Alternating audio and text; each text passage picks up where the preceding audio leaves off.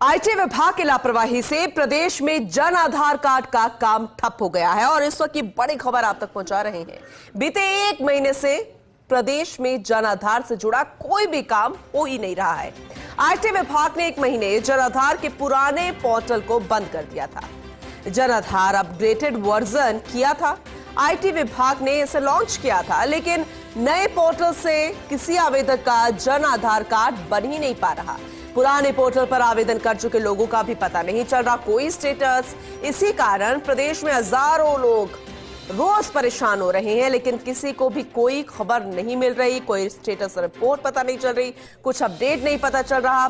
Deputy editor श्वेंद्र Singh Parmar हमारे साथ जुड़ चुके हैं सहयोगी, उनसे ज्यादा जानकारी लेंगे। श्वेंद्र, क्योंकि कई बार लॉन्चिंग होती है तो फिर काम फटाफट होते हैं और अपग्रेडेड वर्जन बेहतर तरीके से काम करते हैं, लेकिन यहां तो कुछ उल्टा हो रहा है। अब ये आईटी विभाग की लापरवाही है, कोई टेक्निकल फॉल्ट है, क्या कारण है? क्योंकि आम जनता परेशान, तमाम कर्मचारी परेशान। उसके दो तीन कारण मैं दर्शकों को समझने के लिए बताता हूँ। सबसे पहले तो ये कि जन आधार कार्ड आज की तारीख में प्रदेश का सबसे महत्वपूर्ण दस्तावेज है। आप अगर सरकारी योजनाओं का लाभ लेना चाहते हैं राजस्थान में, तो आपके पास जन आधार कार्ड आवश्यक रूप से होना ही चाहिए। अगर ये जन आधार कार्ड आपके पास नहीं है तो आप सरकारी योजनाओं का लाभ नहीं ले सकते। पुराना पोर्टल एक महीने पहले तक चल रहा था, बहुत स्मूथली उस पर जन आधार कार्ड बन रहे थे, लेकिन प्रदेश के आईटी विभाग ने दावा किया कि हम एक अपग्रेडेड वर्जन लॉन्च कर रहे हैं तो और ज्यादा पारदर्शिता से जन आधार कार्ड बनेंगे।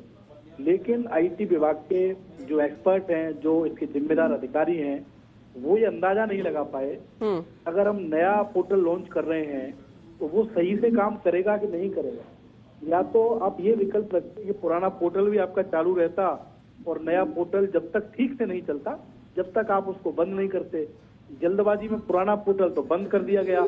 कई लोग, हजारों लोग पूनम, जो पुराने पोर्टल पर आवेदन करके बैठे हैं, या तो अपडेट करने के लिए, कुछ बदलाव करने के लिए, नए जन आधार के लिए, लेकिन उनको पता ही नहीं चल रहा कि हमारा स्टेटस क्या है। रोज ई मित्र तक जाते हैं, ई मित्र वाला टका सा जवाब देता है कि साहब सिस्टम नहीं चल रहा, तो नया ऐप लॉन्च हुआ है वो चल ही नहीं रहा।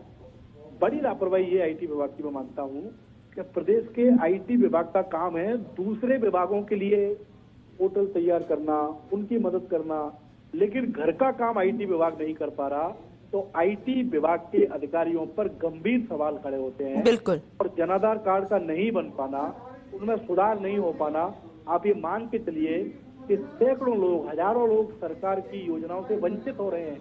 बेचारे ऐसी गर्मी में घूम रहे हैं ग्रामीण इलाकों में, शहरी इलाकों में। जयपुर का हाल मैं आपको बता रहा हूँ कि रोज ई मित्र पर लोग जाते हैं, रोज उनको एक ही जवाब मिलता है कि सिस्टम नहीं चल रहा। तो बड़ा सवाल ये है कि आईटी विभाग इतने बड़े बड़े हैकाथॉन कराता है, दावा करता है कि हम आईटी की क्षेत्र में देश भर में सीट्स पर हैं, लेकिन आप खुद का एक पोर्टल सही से नहीं चला पा रहे। और ये तो बहुत सिंपल है ना पूनम, कि अगर आपका नया पोर्टल नहीं चल पा रहा तो पुराना चालू कर दो। बिल्कुल बिल्कुल। जन आधार कार्ड तो बने। ये फैसला लेने में आखिर कौन रोक रहा है आईटी विभाग के अधिकारियों को? तो ये बहुत बड़ी लापरवाही है और इस लापरवाही का खामियाजा। क्या कोई टारगेट होता है कि वो एप्लीकेशन या फिर कोई वेबसाइट लॉन्च करनी है, समय सीमा खत्म होने वाली होती है, तभी जो आईटी टेक्नीशियंस होते हैं वो उसे लॉन्च कर देते हैं, लेकिन बेहतर तरीके से वो काम कर रहा है वो अच्छे से नहीं हो पाता है? क्या कोई समय सीमा होती, टारगेट पूरा करना होता है क्या? देखिए, समय सीमा कुछ नहीं होती। दावा ये किया था आईटी विभाग ने कि ये और बेहतर काम करेगा, कभी हैक नहीं होगा, कभी सर्वर डाउन नहीं होगा, बिल्कुल बिल्कुल, ज्यादा पारदर्शिता होगी। ये दावा करके पुराना पोर्टल लॉन्च किया, नया शुरू कर दिया। अब ये हुआ कि पुराना तो बंद हो गया, नया चल नहीं रहा। तो इतनी परेशानी है प्रदेश के लोगों को। रोज कई लोगों के फोन आ रहे हैं कि साहब पूछिए आईटी विभाग से कि आखिर हमारी क्या खता है, हम तो सरकार की सुविधाओं का, योजनाओं का लाभ लेना चाहते हैं, बिल्कुल, हमारा जन आधार नहीं बन रहा।